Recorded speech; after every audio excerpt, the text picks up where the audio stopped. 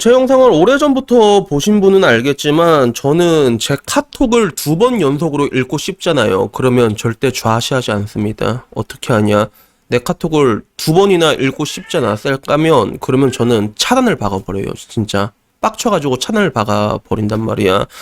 그래서 이때까지 내가 뭐 카톡을 주고받은 사람 중에서 내 카톡을 2번 연속으로 읽고 씹은 사람은 되게 재밌는 게 거의 여자였어. 거의 대부분이 여자였단 말이야. 그리고 왜 내가 지금 와서는 내 카톡을 정당한 이유 없이 2번 읽고 씹으며 차단을 하냐라고 하냐면 내가 겪었던 경험치가 그렇기 때문이야. 그래서 제가 어플리케이션으로 여자를 만난 적이 있었거든요. 해외 나가면서 그때 어플리케이션으로 만났다는 거 여러분들 기억할 거야. 틴더 같은 걸로. 그래서 저는 통상적으로 뭐 이렇게 카톡 같은 거 있으면 바로바로 답장을 잘 해줘요, 저는요. 실제로 답장도 잘 해주고, 그리고 어플리케이션으로 사람을 만나면서도 뭐 별의별 일들이 다 있었지. 막 이상하게 막 원숭이처럼 생긴 애가 나한테, 오빠, 돈 주면 한번 해줄게! 이런 것도 많이 겪었는데, 근데 문제는 내가 그때 어떤 걸 겪었냐면, 사람 인연이라는 게 어플로 이렇게 만나는 게 이렇게 쉽구나. 그러니까 내가 이 사람들을 굉장히 하찮게 대하고 있더라고. 물론 그 여자들 중에서 뭐 그렇게 이쁜 여자는 없어서 어플의 법칙이 항상 보면 여러분이 이 정도면 약간 이런 식으로 매칭이 될 수밖에 없단 말이야. 진짜 예쁜 애는 요 위에 있는 새끼들이 다 돌려서 먹고 그런 구조란 말이야. 그러다 나도 결국에는 이제 그런 것들을 반복을 하는데, 근데 문제는 뭐냐면 사람을 만나려고 마음을 먹었을 때 아무런 문제가 없어. 어플리케이션 바로바로 만날 수가 있단 말이야. 그러니까 나도 막 연락이 오고 오빠 뭐해? 막 연락 와도 그냥 씹게 되더라고.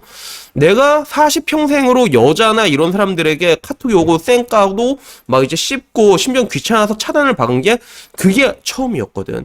그리고 그때 그 어플리케이션 만남을 통해서 나는 알게 된 거야. 뭐냐면 얘네들이 내 카톡을 정당한 이유 없이 2번 읽고 씹는다는 거는 정말로 얘한테 내가 하찮은 사람이 되어 있구나라는 거를, 목소리 좀 뭐하지 자꾸 그걸 그때 알게 된 거예요. 그래서 그때부터 이제 이게 읽고 씹는 거를 2번 하면 이렇게 보내거든.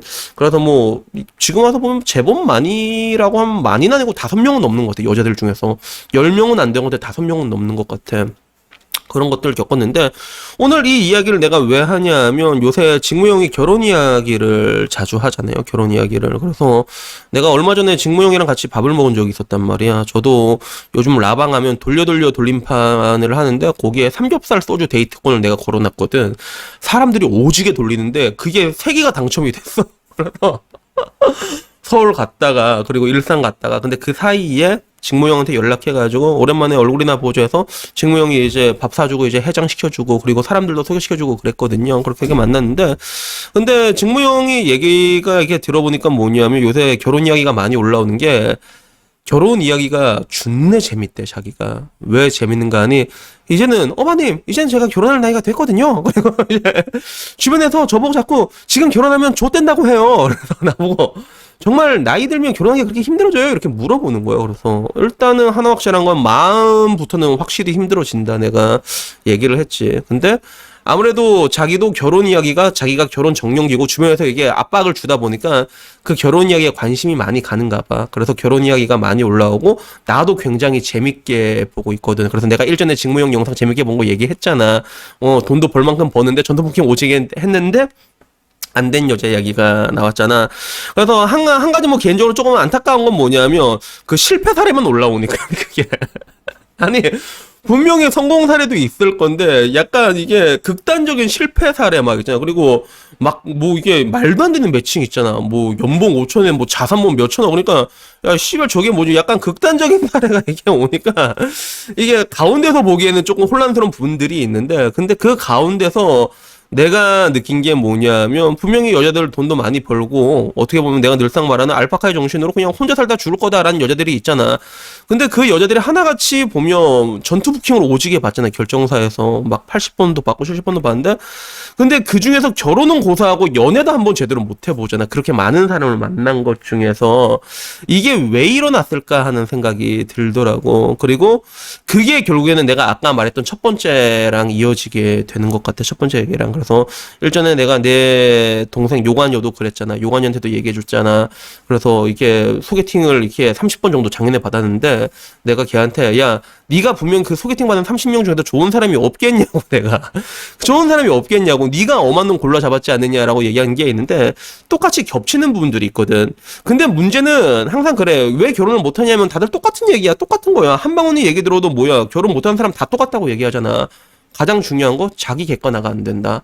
나이가 들면 내려놓을 걸 내려놔야 된다. 남자는 사실 여자의 돈이나 이런 것들을 해서 그렇게 크게 신경 쓰지 않는단 말이야. 그냥 일만 해라. 이 정도면 넘어가는 사람들이 많고 돈을 많이 벌면 벌수록 정신적인 케어를 중요시하는 남자들도 되게 많단 말이야. 그래서 이런 것들이 결혼 시장에 벌어지고 있는데 그 가운데서 자신의 가치를 그냥 객관화하지 못하고 그리고 뭐 이제 자기가 내려놓고 못 내려놓고 이런 사람들이 혼자 산다 이렇게 얘기하는데 뻔히 다 알고 있는 내용이지. 그리고 나는 뭐 그런 사람들을 보고 내려놓으라고 얘기하지도 않아. 어차피 그거 내려놓지 못한 사람 절대로 못 내려놓거든요. 나이 들면 눈 존나 높아진단 말이야. 근데 그거 억지로 타협 보고 결혼하잖아. 어떻게 되는 줄 알아? 남편 준내 못 살게 울어요 진짜. 이러면서 준내 못 살게 군다니까.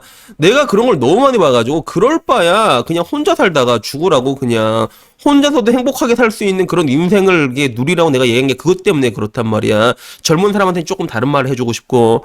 근데 이런 가운데서 이런 자기 객관화가 되고 안 되고를 떠나서 여기서는 가장 기본적인 내가 보기에 가장 핵심적인 원인이 뭘까 하면 그게 방금 첫 번째 내가 말했던 어플리케이션이랑 비슷한 거야.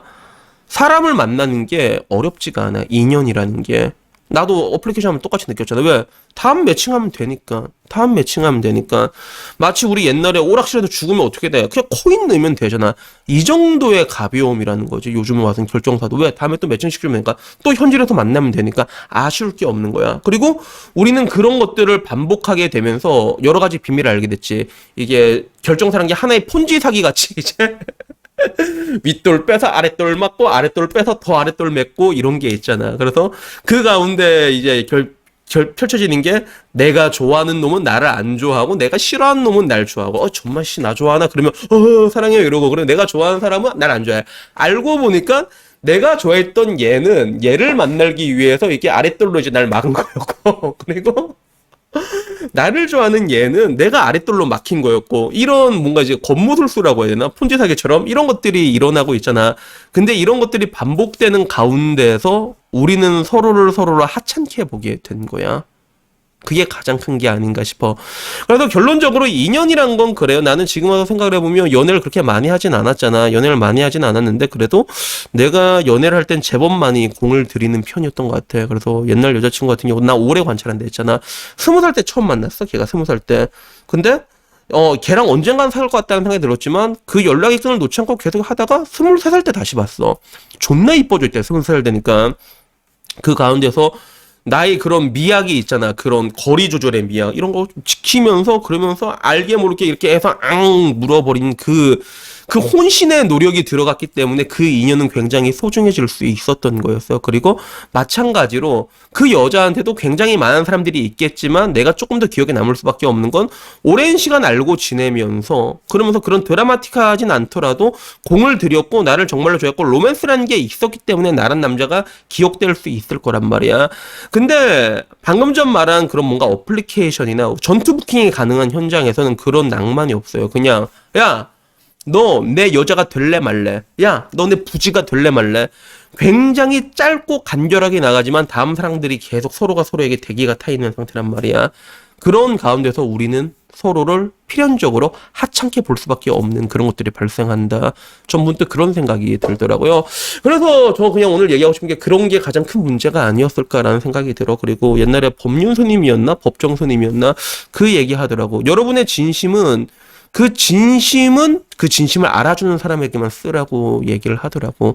인연이란 거는 정말로 소중한 것들이고 그리고 그런 여러분들의 진심은 소중한 사람한테만 쏟아부어야 되는데 우리는 이런 것들을 굉장히 다수에게 이제 기관총으로 난사를 하고 있었던 게 아닌가. 그리고 그 가운데서 서로가 서로를 하찮게 보게 된 게 아닌가 하는 그런 생각이 문득 들어서 이 얘기를 한번 해봤습니다.